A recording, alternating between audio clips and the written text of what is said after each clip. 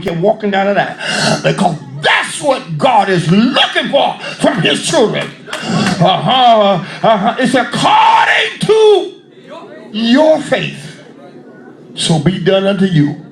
And that's why, daughter, God bless you because, amen, it looked at the ignorant to some folks because where you come from, Baptist or Methodist, because you spoke in the atmosphere, God allow you to have some faith. Y'all didn't see that. Lord, I don't know where I'm trying to go. But anyhow, what happened to the woman? She said, if I could just touch. That was her faith. By faith, sir. That was her faith. Yes, sir. And the Bible said in the book of Hebrews, by faith. Yes. It was done by faith. Now what happened to Zacharias? Being a priest. Listen to this. Being a priest. He should have had some faith. All that praying you've been doing in the presence of the Lord, it ought to be in some kind of faith. Come on, Pastor. Had God also sent an angel too? To minister unto you? That ought to be enough for you jumping up, turning, flip on the altar. Because maybe there's an appointment. When God has an appointment for you. When God said, I'm getting ready to come down and visit you. You can't be in the place where your Lord wrestling with it, not understanding him. Somewhere in the shopping mall when God trying to talk to you. God can't talk to you in the shopping mall. He might speak with you in him because your mind is about shopping. But when you get close to the Lord in his presence, I'm just going to let you know this is the introduction. You know, you go through certain chapters, let you know what's listed in certain chapters. This is the first one, but this is in the introduction. Because I don't think I'm going to be through with this one. Because the problem is, he said, you've been talking to me. How long have you been talking to me? And you wonder why you haven't came? And you've been talking to me? Talking to me? I guess you think I didn't hear you? He said, you've been talking. The reason why you keep repeating yourself, because you don't believe what you ask. And I know y'all might not feel that one, but I do, because God's given it to me. The problem is that you ain't got to keep repeating to me. You think I'm a God that don't have ears? You think my hands are too short? I can't deliver you? And once you in, I can't break you out? Then why will you pray to me if you don't believe me? Read and write the vision and make it plain that he that seeth that may read and run. Am I right? Because the appointment, the vision is yet for a while. It's at an appointed time. And what God is saying, like he's saying here in the book, it was at an appointed time. Zacharias didn't see it, nor did he know, because he started complaining. Well, I'm too old. I can't do this. It's impossible. He was looking at right now, from past to present, right now. But God said, what I'm trying to do, I'm trying to take your past and right now show you your future. But you can't see it because you're so busy complaining because it's not right now. Oh, Lord, save me. He said, because that's the reason why some of you keep scuffling. Y'all don't know if you want to come to church, you want to be saved, you don't know if you want to come to Bible class, and you let the least little thing to affect you and cause you to withdraw yourself. But I'm trying to get you back into the presence of the Lord, because I can't talk you in any other presence. Folk you hang around, folk you be with, if God start talking to you, they gonna understand that God take you in a trance. So sometimes God got to separate you from everybody else, just you and me. Because there's some things you may hear and a lot of things you might not hear. You might not pay attention to. He says that's what happened to Zacharias when I started talking to him. Was nobody else around, not even his wife. He said, but I was talking to him because I wanted him to know there's a plan for his life. And what I'm saying, somebody I'm talking to, that wasn't the plan I had to go. That wasn't what I had in my mind to take it, but I don't know, this is what's happening now. God said, I have a plan for your life. And he said, the only way you're going to know that plan, I'm going to have to shut your mouth. He said, I'm talking to you, but see, because folk around you ain't going to believe it because that seem like that what you are doing, you just talking about it. It's almost like Joseph when he talked about the dream that he had. And look what his brothers did to him.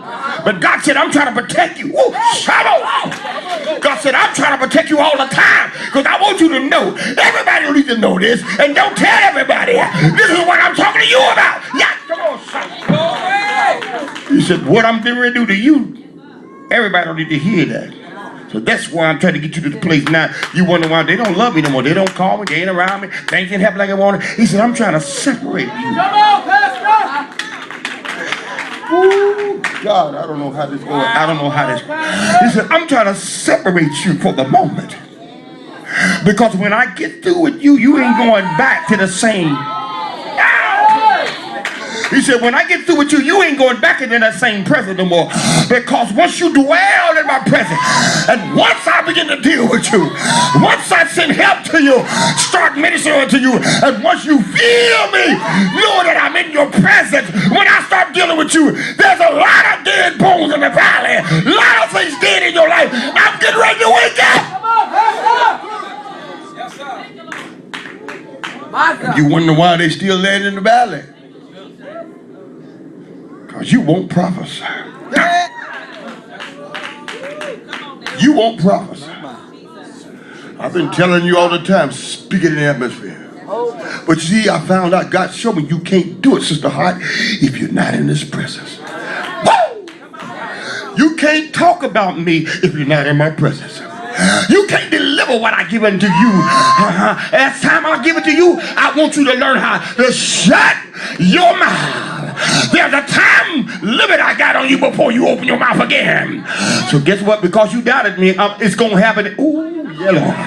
He said, whether you doubt me or not, if I got a plan for your life and you don't see it, it's going to happen anyway, even if you still doubt me. Because when I get through with you, you won't never doubt me again. I'm going to take you through some things that you're going to have to suffer for the name of Christ, for the fact, because you've been talking too much. You won't listen what I'm trying to tell you. Shut up! So I can talk to you. Stop complaining so I can talk to you. Stop running from me. You can't hide. He said you might be in your bed. You can't hide. I'll put a sleep up on you and a dream in your life. You look like you think I'm right there. What's happening? You wake up gasping for breath. Lord, what's going on? He said I'll put a dream on you. I'll send an angel at your bedside. Walk up and down your bed.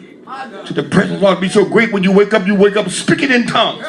Especially if you're in the Holy Ghost. He said, because I'm trying to make you aware what's around you. That's why everybody can't hang around you. That's why you can't run with everybody. You got to be in His presence. And when you're a priest, no, priests hang with priests. They don't hang with everything. God said, listen here, when I got my hands on you and I'm calling you, it's for a purpose. You might not believe it, and then see if you start opening your mouth and telling everybody, they ain't gonna believe it either. If you don't watch it, you might have a little doubt. When you get to listen to them, you won't have all doubt. You won't believe me for nothing. Come on, man. That's right. He said, but I need you to get back into my presence. He said, because I want to talk to you. When I get ready to talk to you, Sister Tammy, I won't be talking to your children. I won't be talking to your mother. I won't be talking to your sisters. I know your name. I know where you live. I know where you stay and who you be with. If I had to tear your relationship up, if I had to tear your friendship up with somebody else, because I'm just only trying to separate you, because you won't stop doing what you're doing and pay me no attention. I got a plan for your life. And the only way you're going to see it again soon, you got to separate yourself and listen here. Listen at the voice of God.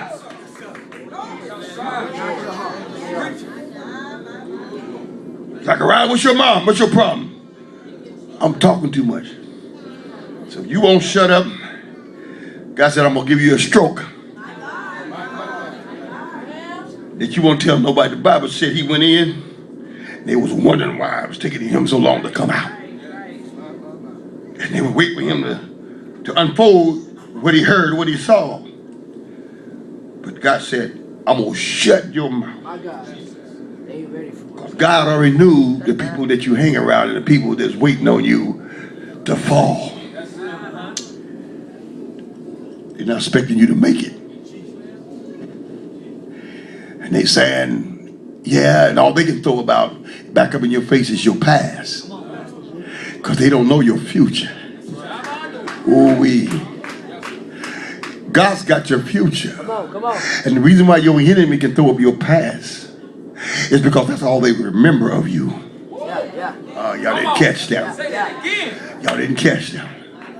All your enemy can think about and continue to bring up in your face, to slam dunk you in the face, is your past. Because they don't know nothing about your future. They don't know where God's getting ready to take you, so they can just, all they can remind you of, they can't remind you of your future because they don't know. All they can do is remind you of your past. That's all they remember you by. But they don't know where God's getting ready to where God's getting ready to take you. Everybody can go. But God said, I'm doing in order for me to elevate you, to take you somewhere, everybody can go.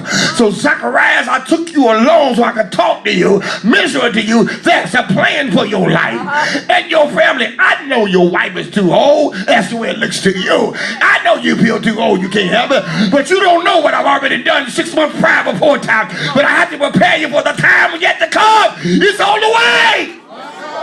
And what God has said, I'm trying to prepare you for what's getting ready to come your way. Ow! You don't even see it. But God said, I'm preparing you what's getting ready to come your way. And what you're saying, you steady complaining, murmuring, it's impossible. I don't see it. It ain't happening. But God said, I'm preparing you for what's getting ready to come your way. Yet did he know, yet did she know that 6 months prior before time, that God already worked a miracle in Joseph's marriage life while they were steady running from one coast to the next to escape the Roman government because they didn't mind crucifying you. They didn't mind hurting you. But he had to run. God put him on the run. Listen, everywhere he had to go, God made a way for him to go and let him hide her as well as himself. That means protection. God will put people in your life to be with you while you're going through the storm, to help protect you, to get you where you... Glory. Lord, I'm trying to... I don't know how I'm going to finish. I'm just going to have to cut it off. But I ain't going to be able to finish it. God put people in your life temporarily for the fact to help and assist you where he's about to take you. Because God knows there has to be somebody strong enough can handle it. Well, everybody in your life cannot handle it. Stop. God said, I'm doing it. It's all for the purpose of God. And when he said, and when I get you there, sometime I gotta put you in a place I shut you up. And the company you keep be one. They're waiting for you to say something. Right. That's how you be looking. Lip sealed, and they're waiting to hear you to say something. Brother Darnell, what's wrong with you? How come you ain't talking no more? You used to call me all day. You used to come by the house. Where?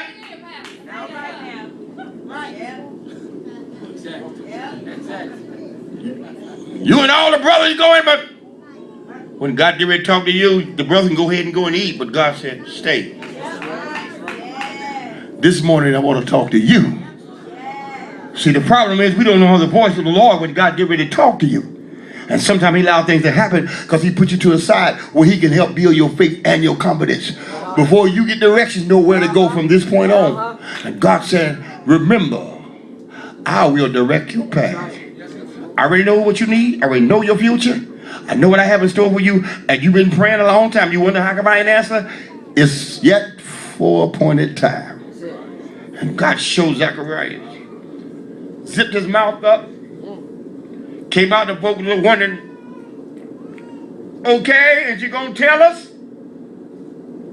Now, okay, I understand 1 or 2 days, but a whole week? What's wrong with you? He couldn't tell him that God shut my mouth. He couldn't say nothing, but his mouth was shut. And that's what sometimes God's got to do with us. Shut us up a long time where we can just talk to him before he shows us what he's going to show us and give us what he's going to give to us. Because everybody ain't going to believe you. Some folk didn't believe that you was going to school. Some folk didn't believe that you was going to graduate. Oh, y'all. Didn't believe you was going to graduate. Huh?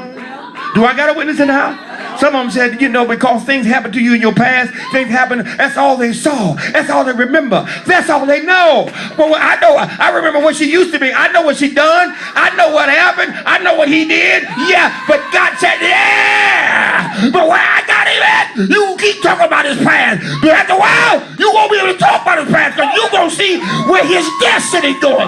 Ain't nothing you can do about it. Sha. Yadorosa. Shatamahaya. This is for somebody in here. I don't know who you are. Thank you, Jesus. Maybe you think it ain't for me, but I said, Lord, it's for me. I want what you have for me. Shana. It's because I want to have ears to hear what you're speaking to the church. I don't want to miss what you're trying to tell me. I don't want to miss where you're ready to take me. I don't want my flesh to get in the way to hinder what you're trying to do in my life. The way you turning me around and how you have me preach and how you keep me before you, and I be fasting and praying, and plus I be talking to you and things come over me. I don't know why, but hey, I'm enjoying the presence of the Lord. I'm enjoying where I'm at now. Because it was a while. The things happened in your past that knocked you out for a while. It had you outside looking in. And the presence that you was born in when you first got the Holy Ghost. It's so good. You loved everybody. You didn't care what nobody said. You hear what I'm saying? God's trying to take the church back where we used to be. Where the church can flow and roll like it's supposed to before God take the church where it needs to be. Because after a while, it ain't gonna be no big eye little you. Look what I done. Now ain't gonna be, you ain't getting no glory. Ain't no one in the business getting no glory. Not even your pastor. I don't want it. Because I learned how to submit myself to God. Be the glory. And that's what we gonna say to the things he has already done. Am I right about it? Let the church say yes. Hallelujah to God. I'm going to try to bring this to the close. I ain't going to be able to finish this. There's some more in there. God.